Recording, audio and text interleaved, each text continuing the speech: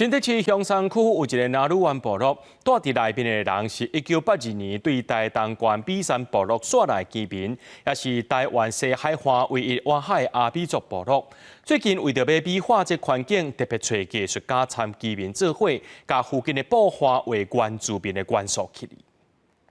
量化哈，就手笔可以这一条线把对画这条画好看一点哦。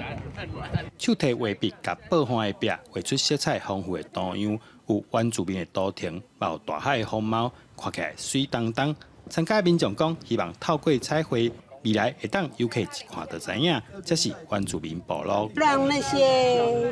观光客知道我们这边是有原住民的部落，让自己的文化图腾意象的那个颜色能够更展现出来。因为毕竟部落它就是一个原住民的一个文化的一个表现嘛，所以我们的色彩蛮缺乏的。所以这次用这个提防彩绘的方式，先让人家一进入到部落就看到，哦，这真的是原住民部落。